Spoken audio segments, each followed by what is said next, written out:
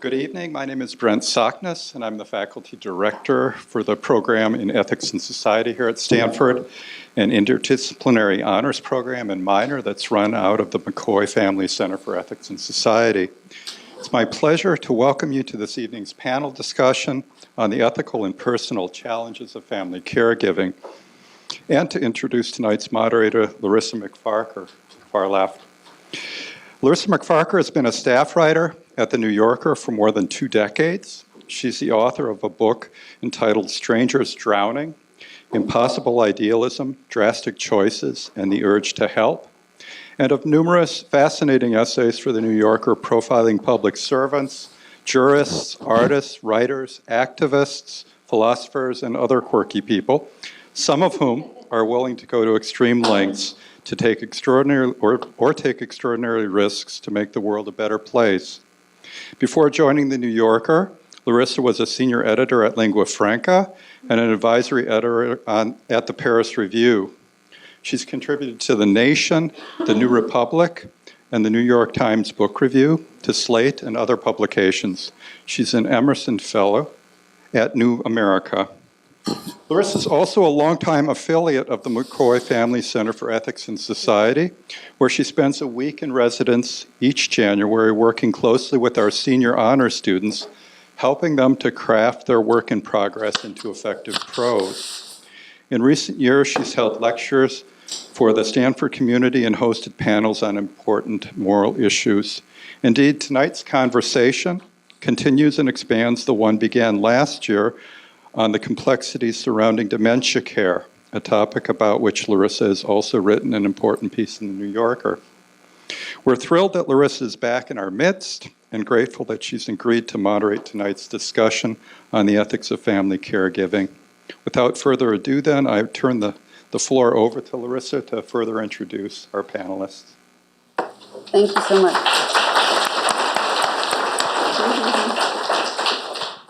Thank you so much for that generous introduction. I want to quickly introduce everybody. To the far right is Leah Eskenazi, who is the Director of Operations and Planning for the Family Caregiver Alliance, which is based in San Francisco but operates nationwide and has an extraordinary website, which is a great resource for caregivers everywhere. She's worked in the field for more than 30 years. With older adults and family-friend caregivers in nonprofits, healthcare, government, and communities. And she has written a series of articles on caregiving, which is published by the PBS NewsHour. Dr. Ranak Trivedi is an assistant professor in Stanford's Department of Psychiatry and Behavioral Sciences, and she's an investigator at the Center for Innovation to Implementation at the VA Palo Alto healthcare system. She received her PhD in clinical psychology from Duke University, and her research focuses on historically marginalized groups, patients with mental health conditions, and family members providing informal care. And of course, it's that last area of specialization that she's going to talk about here tonight.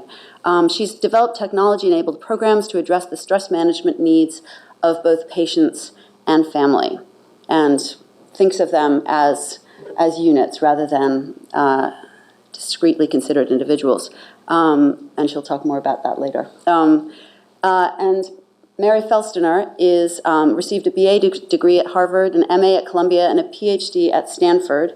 And she served for 3 decades as professor of history at San Francisco State University and as a visiting professor at Stanford, Yale, and UC Santa Cruz. She writes articles and books on the study of women, of disability, and of genocide. And she is now working on a sonnet cycle about caregiving, inspired by her own experience as a caregiver for her husband, John Felstiner, who was a poetry professor here for many years. And thank you all so much for being here tonight. So I just wanted to give a brief introduction to how this panel came together. Last year, we did a panel on the issue of truth-telling and lying in dementia care, whether to tell a hurtful truth, for example, or a comforting lie. And Mary was in the audience, and she stood up afterwards, and she said, and she put this so beautifully, I want to quote it. She said, "The big question is putting a person in a care facility. No one wants to be put in one. My husband suspected that I was going to put him away, and he was very angry at me. And that led to a terrible moment where I said to him, 'Could you tell me why you are more important than I am?' And Mary realized, she said, that I would not be able to sustain myself if I were sustaining him at a level that seemed to me humane. I can't say strongly enough how disturbing it was to me that I chose for myself, and how little cultural recognition there was that that was a reasonable choice." And I was sadly not able to be at the panel, but I was watching this on video, and I thought, this question goes to the heart of everything that we are trying to figure out here in that room last year. And so I wanted to, we decided to build a second panel around Mary's question, and we found her. And then Ranak and Leah have worked with many, many caregivers and wrestled with the same questions. So that's how we gathered these three people together. And the issue of caregiving in Mary's case was even more complex. She will explain further, but I just wanted to mention that she herself has rheumatoid arthritis. And so for many years, her husband was a caregiver to her, and that experience had led her to write and research disability, questions of disability in general. And so she has seen this relationship from both sides. And since in her question she was exposing this issue that's so painfully central to many, many, many lives, we thought we needed to have her here to talk about it. And just to set the stage in terms of facts and figures, a brief overview of caregiving in America at the moment. For the first time in more than 50 years, more Americans are dying at home than in hospitals. For many reasons, but in part because of changing ideas about what it means to die a good death. But for everyone who dies at home, and but many people wish to die at home, there is a caregiver taking care of that person. And there is a notion that in America we neglect our elders, but in fact 83% of the help that is received by older Americans is given by unpaid caregivers, who are usually family members and mostly women. A 2016 CDC study found that elder female family caregivers who live for more than 2 years with a loved one who has cognitive decline are doing so at a great risk to their own health. They show up in ERs with heart and upper respiratory problems, with immune disorders, with strokes. They may suffer from anxiety, panic attacks, insomnia, depression. Their health is in danger because caregiving is so stressful. Caregivers are often exhausted, isolated, and may have no respite at all. And the large majority of caregivers have to take time off work. Many lose jobs or have to stop working altogether. And so they're losing income at the very time when they need money the most, because professional help is so expensive. According to someone we also consulted on this panel, Palo, who's the manager of Avenita's Care Partners and an expert in elder care, in Santa Clara County, just to give you a local example, the cost of professional home care is between $25 and $45 an hour, and memory care can cost between $7,000 and $10,000 a month. And because it's so expensive, that's why many families are compelled to take on the care entirely themselves. And the expense and scarcity of professional care is such that many people in their last years have to leave the place that they may have lived their whole lives, and in order to get help. Because while in cities there is usually care, it may be unaffordable, and in many rural areas there may be no care options at all. So just to set the stage a little bit, I want to start with Mary because she is the reason this panel is taking place. And I was wondering if you could just describe to us in your house what led to the point where you asked your husband that question. I wonder if you could also take us just briefly through how you noticed the changes in him, but then at that moment when you asked that question, what was your life like? What was his life like? What was going on in your house? Thank you so much. I think I'm fairly representative and was fairly representative of caregivers generally. That is, I was in my 70s already when I was a caregiver. I was a fully working person with my own life, and the realization that I was going to need to caregive just sliced itself into my life and made a turn for me. It was a voluntary turn. I was eager to do it. I cared so much about the person I was caring for, but I had no idea what I was getting in for, because the question that I arrived at, that is the title of this panel, was not my daily question. My daily question, which is probably what caregivers at any level are saying to themselves all the time, is just, what next? Now what? What next? And then there's one little block, and then you go on to another little what next. You're not really asking a question that is submerged underneath. And it was very, very well submerged. The question being, why? I think, why are you more important than I am, which was an actual question that I asked to the person I was caring for, my husband John. I think that that question can be read as pretty heartless or snarky, but honestly, I was asking, why are you more important than I am? And I arrived, if you can imagine this for a moment, a very typical moment in a relationship, two people standing facing each other in a bedroom, and there's John. He's a foot taller than I am, a whole lot stronger, both in physique and in will. And there's Mary, shorter, less certain of herself, and yet kind of crafty. Because I knew something that he didn't, which was that I had already signed him up for a facility, which was his nightmare and absolutely against his will. And at that moment in the bedroom, what he said to me was in great sort of distrust. He said to me, "Don't put me away." That was his phrase, "put me away." And I thought, what can I say in return?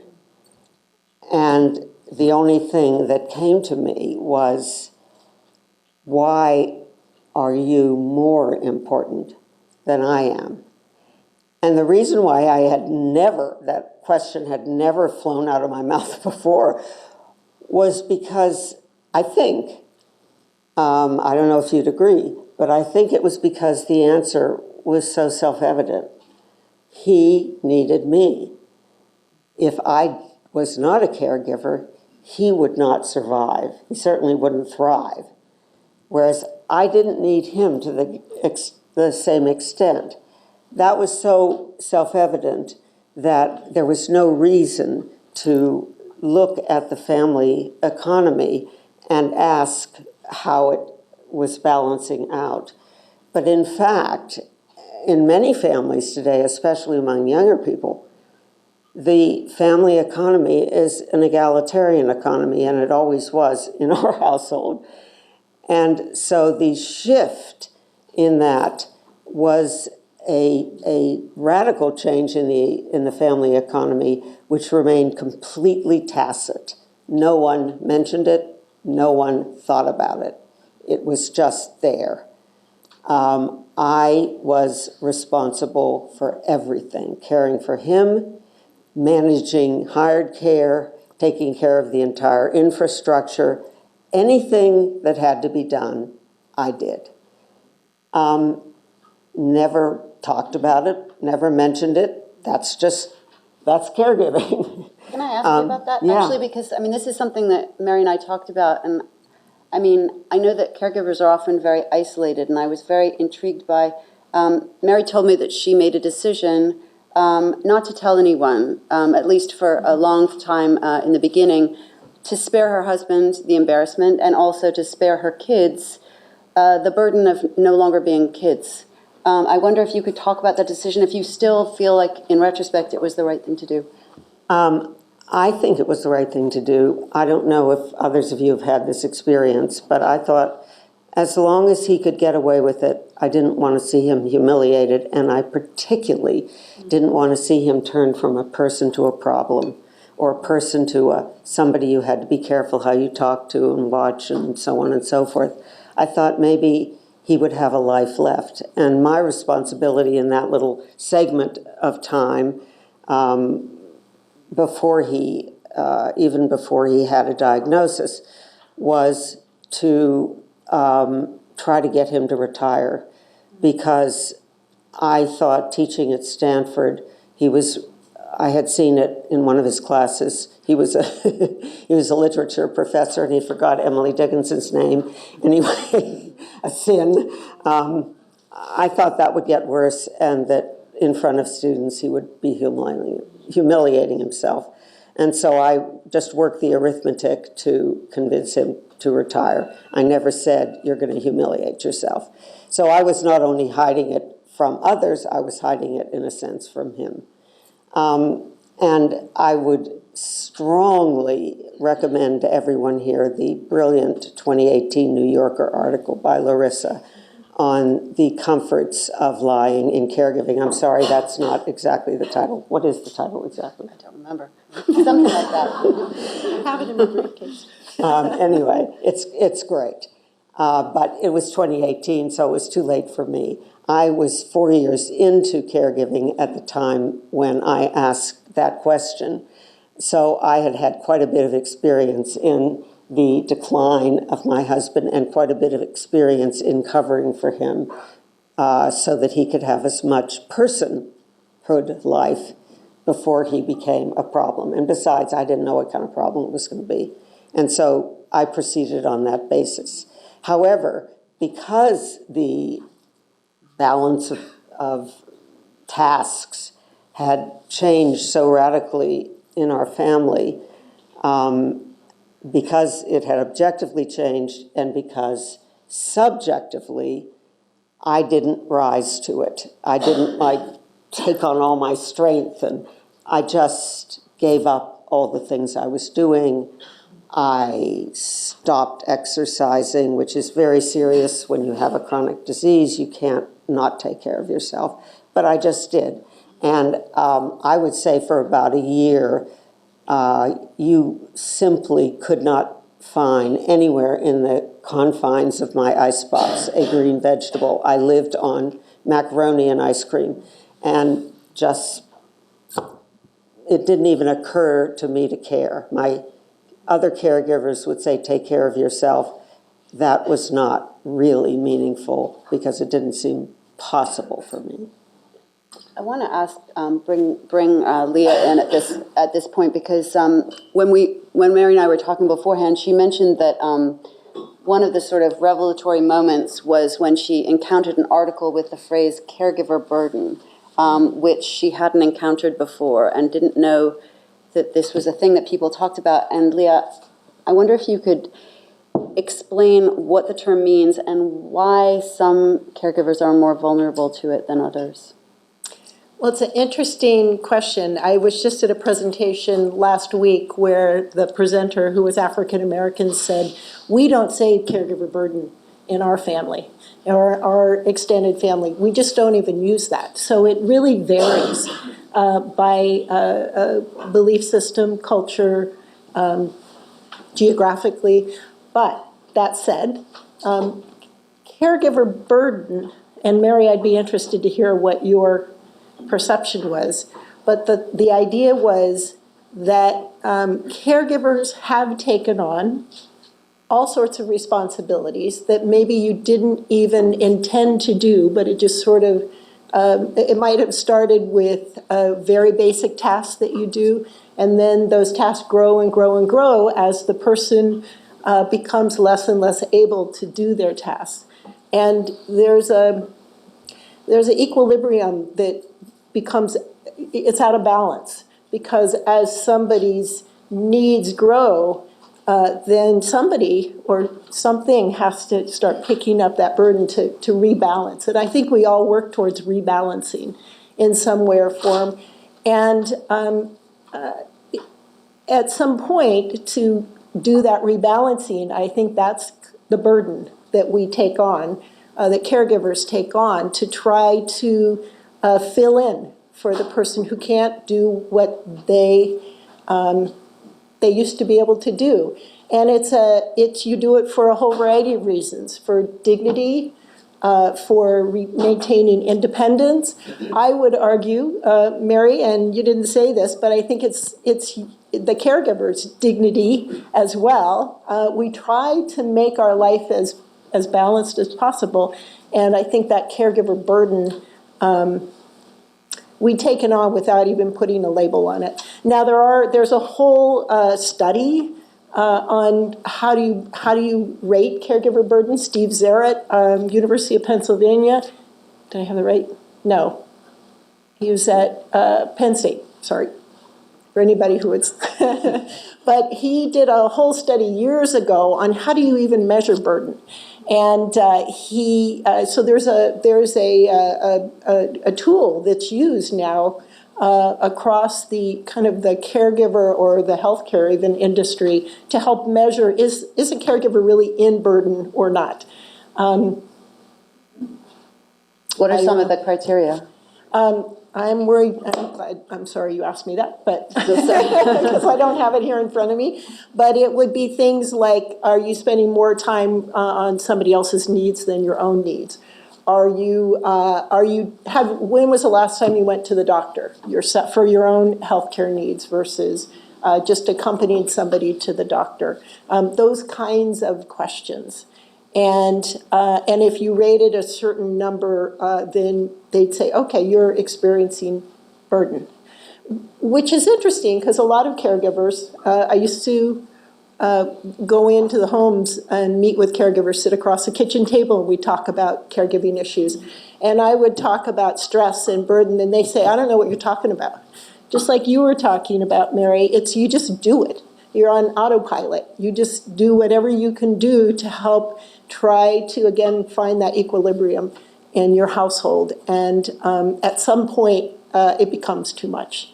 And it's different for everybody. As we say, and I mentioned earlier, when you've met one caregiver, you've met one caregiver. When you've met one family, you've met one family. And so everybody's measures is a little bit different. Can I ask you about something you said about that? Because, I mean, you said something that had never occurred to me when we spoke beforehand, and probably has never occurred to many caregivers either, which is you said very few caregivers make a plan to stop. Right. Very few people think, how much can I do, and when am I going to not be able to continue? And I mean, it didn't occur to you, and I'm guessing you don't know what's going to happen. How do you talk to people about that? What do you suggest that they do? How do they even plan for such a thing? Well, it's interesting. I'd be interested to hear. I've only met one person who had an exit plan when they entered caregiving. And that person said she was caring for actually a former partner. And this person had gotten in a very serious accident. And she said, I will care for you for 1 year. And then at that time, let's reconsider and rediscuss the situation. How many people have ever done that?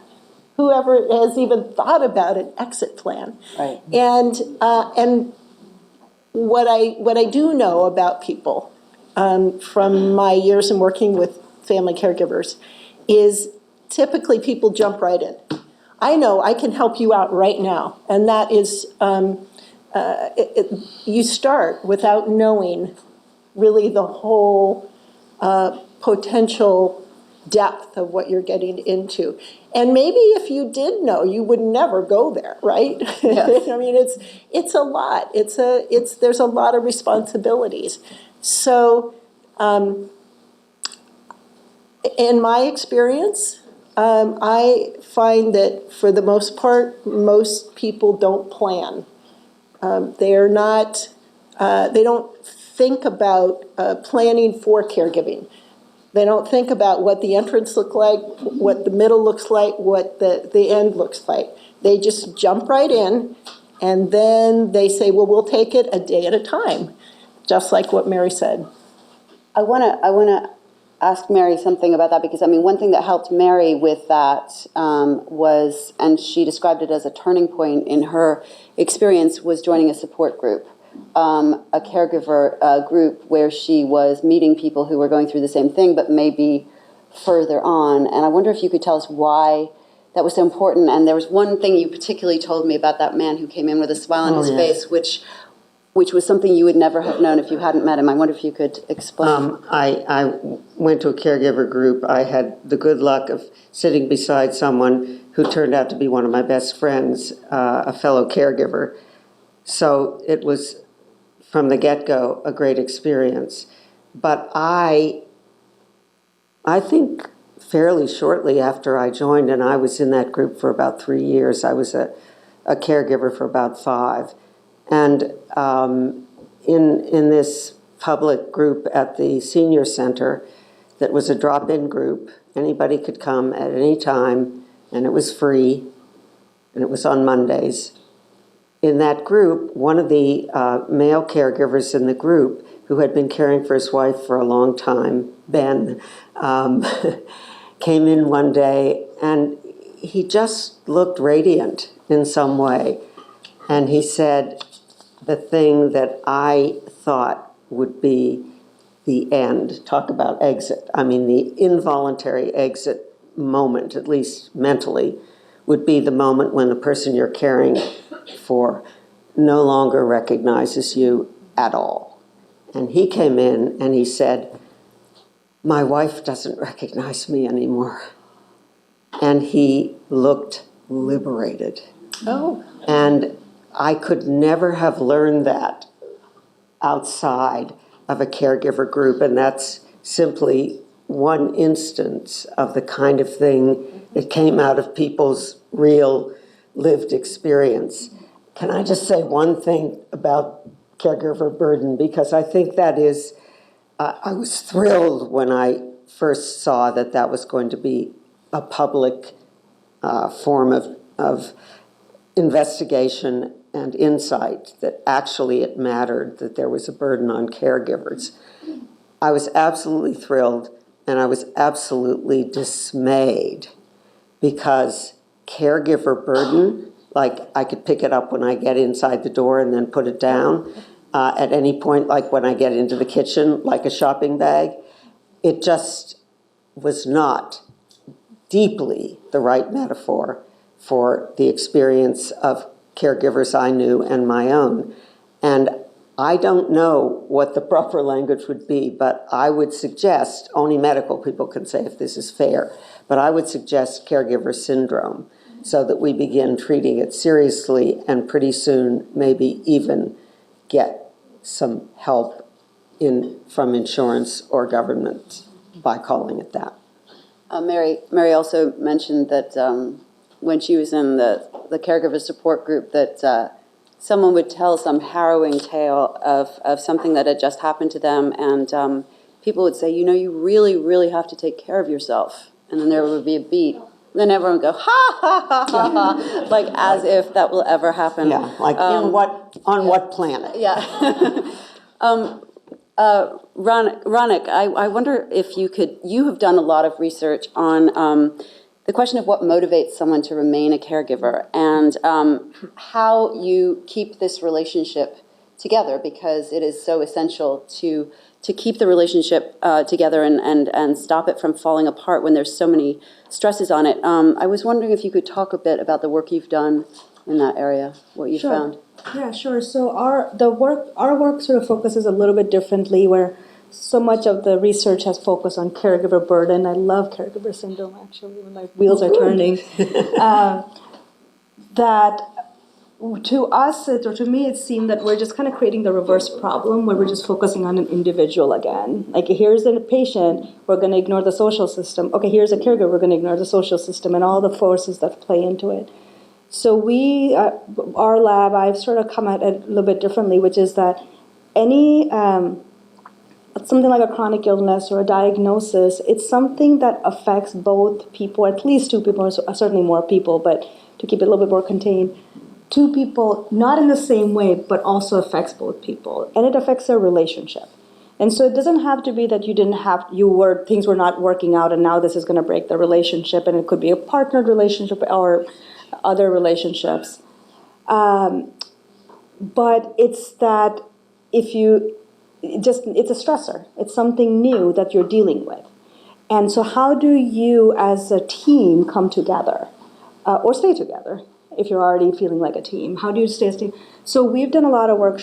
We've talked with patients and caregiver dyads together and separately, talking about who are managing heart failure, lung disease, end-stage renal disease, cancer, the really serious conditions, but not dementia, so this is patients who are cognitively able to participate in their own care, which is a very different kind of situation than Ben, who's kind of now feeling kind of liberated poignantly.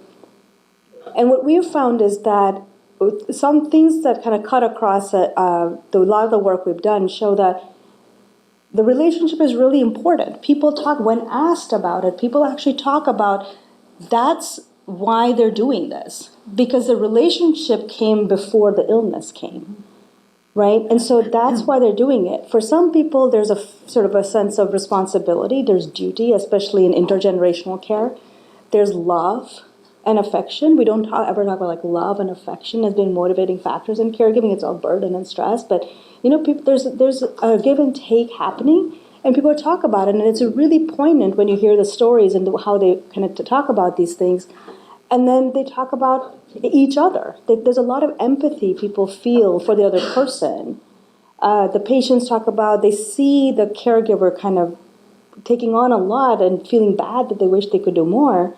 And the caregiver sort of sees the patient not being able to do the things they could do, and it kind of hurts, right? And so they really, given the context of this conversation, it's not a conversation people usually have, but when we provide that context, we actually learn a lot about just the foundation of the relationship. And that's allowed us to develop a couple of different interventions that we're testing right now. It's either over the phone, one version is over the phone, the other one is over a website, because a website allows people to do things sort of on their schedule, and telephone, we kind of need them both together available. But the content is the same, to really sort of talk about how do you take care of yourself, but how do you help the other person take care? Like, how do you kind of work as a team? How do you talk about things that you normally wouldn't talk about? How do you talk about why are you more important than I am? How do we create kind of a platform in which these kind of conversations can occur? And even how do we kind of make sure that people are participating in their different aspects of care? So, somebody in the earlier conversation mentioned that they were taking care of, there was like 56 different things that were happening in a day for the patient that they were caring for, right? The parent they were caring for. So who does what? How do we have this conversation and say, okay, you can actually take your meds on your own. You don't need my help for that. But clearly, you're not able to go to the grocery store and get food. But maybe you can now learn to cook because you never cook all your life. Can I ask you to spell some of that out? Because, one of the things you mentioned was that one of the things that's changing in caregiving is that hospitals, for economic reasons, are relying more and more on non-medical family caregivers. And I was wondering if you could, because it came as a very big surprise to me, can you tell some of the things besides grocery shopping and that people do? So, for example, there's, I've never been accused of talking softly, so thank you.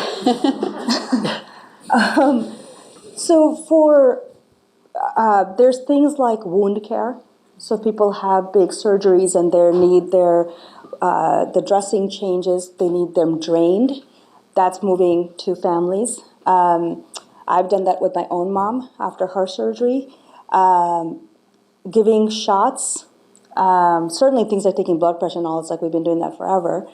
Medications. Some people have these devices called left ventricular assist devices, which is basically an artificial heart that they carry around. So it's kind of in lieu of their heart's not working. That needs batteries changed. So they're taking care of the batteries, the wound, all of those things. And if that malfunctions, people die. So it's like there's a lot of burden on that, but the caregivers are doing all that. There's a class of medication, biologics, that caregivers are taught how to give at certain times so that they can just do it at home. And I mean, there is economic considerations. There's for the hospital and the healthcare system. The sort of somewhat non-cynical perspective also is that patients want that, right? I mean, patients, if we could figure out a way to have people not schlep up and down to their clinics, it's better. So there is more to it than the bottom line. For the healthcare system, certainly that's a big factor. But the question becomes, how do we then support and train? The study just came out by Jennifer Wolf's group at Hopkins that was covered by Forbes and a few other outlets, of how few people, and I forget the percent, it was something like 10 or 15% of caregivers that they interviewed had actually been trained to do the things that they were doing, right? And that was like all kind of nursing, toileting, like, taking care of, like, when people are incontinent, toileting, dressing, bathing, all those things. They're not really good. They're just like, just do it. Well, so there is, as you've outlined, an enormous amount of stressfully difficult and also just ordinarily difficult work that goes into being a caregiver. And so this is, of course, what leads people to think, well, at a certain point, they need to be in a facility. I can't cope with this by myself. And Mary, as you said, you were very conflicted about putting your husband in a facility because he really didn't want to go, and you postponed it for a long time. But then you described another stage in your experience where even after he was there, you realized that he probably wasn't going to be able to stay there. And I wonder if you could explain that, because it seems, certainly to me, and I think probably to a lot of people contemplating this in the future, they think, well, that decision is the most difficult thing, and then once that decision is made, then at least the decision is made, but then in fact not. So No, that's true, and I think many people confront this. People who are in facilities are safe on the whole. They can't get out and wander around, but they are not monitored 24/7 by staff in the facilities. It's not a one-on-one situation. So if this is someone who needs to be monitored 24/7 for one reason or another, and in John's case, it was that he was diagnosed with something I had never heard of, but it's a phrase that's haunted me ever since, called terminal restlessness, meaning the loss of the ability to rest, to come to rest. And he had to move from one place to another just about every 15 seconds. And between those motions, he was likely to fall. So I thought, they're going to kick him out, and I'm going to bring him home because they can't take care of him. Every time he fell, a facility is obliged to call to call the paramedics and have them come. So, this huge fire truck and sirens and people in these big, uniforms would come in, and, it was very dramatic, very disruptive. And I thought, oh, this facility is going to stand for this about 3 more days. And I went about trying to find somewhere else that he could go. And I was informed by experts who know about placements, nobody's going to have him. It's just the liability is just too much. And so I called my children and said, he's coming home, and we'll try to get full-time care for him at home if we can. Remember, this is a very strong person who could move, and when he moved, he fell. And when he fell, he did not know how to get up because he could not cognitively remember what his legs were for. And so when I said, I'm going to bring him home, my 2 children, as I think children do, consulted with each other, behind my back, of course. And what they came up with, or what my daughter insisted on, shocked me. And what she told her brother, and it was communicated to me, was The name of the game now is Mary. The name of the game for 2 years, 5 years. I never had a conversation with my children about anything but how's John. I never thought about anything else. The name of the game, the only game, was John. And my kids were saying, no way is he going to come home. It was stunning to me, as I think anybody who has asked a question like this, no matter what answer you come up with, you would never reverse the question and say, I am more important than you are if you're a caregiver. You might look for some kind of equitable solution if you could find one. And at that moment, I think when I heard someone actually say to me, and it was within my own family, that I was the one that had to be looked after in this situation, I understood that everything had changed. And I wish that more caregivers were treated to that phrase, I guess you would say, that it really does matter what happens to you, not simply instrumentally, not just so that you can be there to take care of him, but because you are the surviving parent, the potential surviving and capable parent, and that it is an ethical cruelty to children to remove both parents from any capability of being parents anymore, or just existing in the world. So that was another turning moment on that question, which I had to then deal with and leave him in that facility and take whatever came with that. Ranak, we were talking about, you're embarking on a study of, I think you're just embarking on a study of South Asian women with breast cancer and the caregiving that arises for them. I wonder if, thinking about Mary's story, you grew up in India and you are interested in the ways that different cultures have different kinds of family conversations, different family configurations around these situations. Jumping off of Mary's story, I wonder if you could talk a bit about how that conversation might have been different, or how caregiving looks different in a South Asian context, or indeed in any other cultural context that you've studied.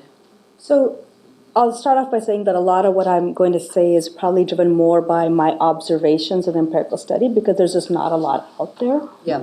Looking at cultural aspects of caregiving, so that's exciting that we get to do some of the work on that. There's some on aging, but not necessarily illness caregiving. I think one of the things that kind of Mary's story illustrates, and not that this doesn't happen in other contexts as well, is the partner is the de facto caregiver, and everybody else kind of is not there unless the partner invites them in, like your children or friends, because you kind of guard. In your case, you were protecting your husband from, so that people don't find out that he's cognitively declining, or there could be stigmas associated with other different illnesses.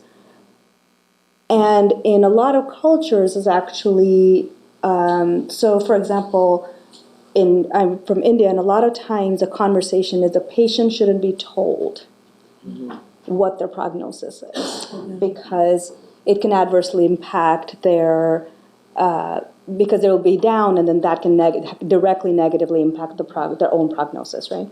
So if there's a cancer diagnosis, like, let's not tell the person. And this happens, I've heard this so much in our friends circle of people who are like us, so it's not an education thing, it's not a class thing, it's just it's very much embedded in the culture. And so Mary might even, in this case, Mary knew more in some sense because of the cognitive issue, but it could be that Mary just knows more because people have decided to tell the patient, oh, no, it's nothing, it's like, just like, you just need your fever, like, we'll just give you some antibiotics, And people are getting chemo, and they don't know that they're getting chemo. Of course they know they're getting chemo. They're like, no, it's just some meds, And it's really kind of fascinating from where we stand in the Western world, where it's like the patient is the autonomous person making all the decisions, and they decide who knows. So it's completely flipped, right?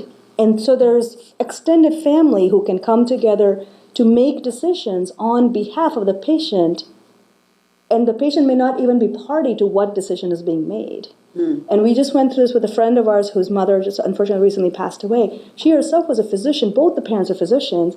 And she, I guess, suspected she had cancer, but just never got it checked out because she was afraid. And so by the time she went to get it checked out, it had already metastasized, unfortunately. And this conversation, the three brothers and wives were having, where the people who were living in India with them were saying, let's just not tell her. You know, and it just was like, to me, just really kind of just startling to hear these things, because, I mean, partly I'm embedded in this and how we think, but also just, shouldn't they know what's going on with their body? Like, shouldn't they get the choices, know what they're weighing and that kind of thing? So I think in that situation, the things that stand out for me are how, and then inherently how isolating then that becomes, right? Because if you're the one person when the name of the game is John, then Mary is isolated, right? But when the name of the game becomes Mary, there's people showing up to help, the kids, friends, whatever it might be. Leah, I wonder if you also drew my attention to how caregiving feels and looks very different in different cultures within the U.S. and has changed over, you've been in this field for several decades, and it's changed over that time. I wonder if you could talk a little bit about both those axes, both different communities that you've worked with, and how it's changed in the time you've been involved. Sure. Well, I'll start with my aunt, who's 102. And she lives in LA, and she's got a better memory than I have. And she's amazing, has physical issues. So my cousin, my aunt lived with my cousin for a few years because she got kind of lonely because all her friends were dying. And so she lived with my cousin in Los Angeles, who, of course, now, when you talk about your kids, hey, here's my kid. My cousin's in her 70s, right? Just started a new career as a chef. So we never intended for people to be living that long. At least when my parents were caregiving, nobody was living to 100 or 102 or 105. It just wasn't happening. And so there's a different trajectory now, I think. And my aunt finally moved into senior housing, the Jewish home in LA at 100. That didn't happen. And so I think, and the reason she did that is because my cousin was going back to work. So it's all flipped in a way. That isn't true for everybody, in terms of that kind of longevity, but it's definitely happening more often. And so, in fact, I was looking at kind of some statistics. So it used to be, let's say 50 years ago, that life expectancy was about 70 years of age. And about roughly 1 in 6,000 people reach that. Now, there's about 1 in, I'm sorry, I said that wrong. Life expectancy now, about 1 person in 6,000 reaches 100. It used to be that 1 person in 57,000 reached 100. It's changed just dramatically. So my reason my aunt finally moved is it was causing a little tension in my cousin's home with her husband, right? She expected to have her mom live with her for a few years. She figured at some point she would move on, but it didn't happen. So that's a big difference today. And so people are having to care longer. Yeah. They're having to be more creative in how they care. They're having to, healthcare is wonderful. And that's probably why my aunt is where she is today. She's had wonderful care. But so that is different today. There's increased, I think, I don't think anybody would doubt this. There's increased complexity in healthcare and costs and dealing with how do you even manage that today. I don't know, I'm not the right person to go into detail about that, but I think everybody has had that experience with trying to figure out, why is my family member being let out of the hospital sooner than years ago? They used to stay in a month, or used to stay in a much longer time. And now people are, as they're saying, they're being sent home sicker and quicker, right? Mm-hmm. Sicker and quicker is kind of the mantra. And who is doing that? Just what you talked about. People at home, family caregivers, are having to take on those tasks that you never, ever, ever thought about having to do before, unless you really chose to do that. So that has changed, and that's diagnostic-related conditions. There's hospital financing issues. It's not driven by the caregiving family. It's driven by the external environment. Mm-hmm. And it's not been, I don't think it's been very friendly to family caregivers. So we end up in an environment that is driven by cost and reimbursement and other factors, and it ends up putting a greater burden on the family caregiver. And then we could go on, right? There's radical changes in women's roles, right? Women used to be home and caring for family members. I had a good friend she was the designated aunt in their family, and she'd go to whoever needed care across the country. She'd care for one family member. When she was done there, she'd find somebody else. She'd care for them. I mean, that was her role in the family. It was lovely. But we don't have the luxury anymore to do that because it's more expensive, especially in the Bay Area. We need two wage earners. There's more women are in the workplace, and that's wonderful. We have that added intelligence into our workspace. But it's changed the whole dynamic of assuming that women would be there and doing the work. So that has changed as well. And then just finally, and just to mention, of course, now women are, caregiving, but also juggling parenting and partner relationships and work and caregiving, right? So it's that whole added burden. And then finally, there's a decrease in the number of family members. So we used to have a larger number of people who could join in and help provide care. And now, if you don't have the social network to help replace that, then it becomes even more isolating and more quickly challenging for somebody because you've got fewer people to depend on to help.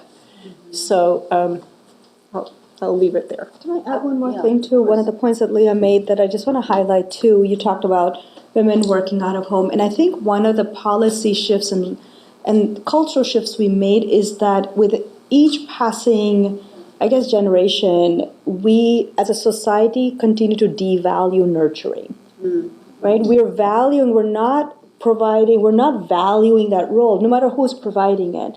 So we don't have good maternal or paternity policies in the U.S. We don't have good policies that support caregiving because inherently nurturing is something you should just feel like you should do, and you should just do it because you do it. Right? We don't value it. What gets valued is working outside of the home. So of course, if you need in terms of getting wages or getting status in society or whatever your aspirations might be in terms of an elevation, or if you want to be in any way upwardly mobile, it means not doing the nurturing parts of our lives, right? And so we are actually taking that away from us too, as people, as humans, as animals who have always depended on that dimension to build communities, build societies, and by continue to devaluate both in terms of financial, not having stipends or money or however, as well as just in the way we think about the roles of stay-at-home parents and so forth.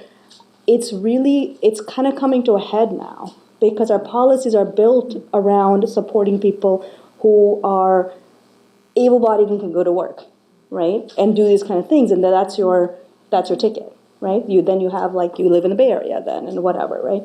And so I think that if we want to take a broader kind of ethical, cultural perspective on this, I think we have to figure out, certainly we need to do the policies and all that, but I think we need to step back a little bit further in more long-term to think about how do we bring back nurturing into our life? Because we know, we have really good research showing that when we help people, we help ourselves, right? We actually helping somebody else is, as a psychologist, that's a strategy we use to get people to come out of their, to kind of activate them, is to get out of their own head, out their own body, and do something.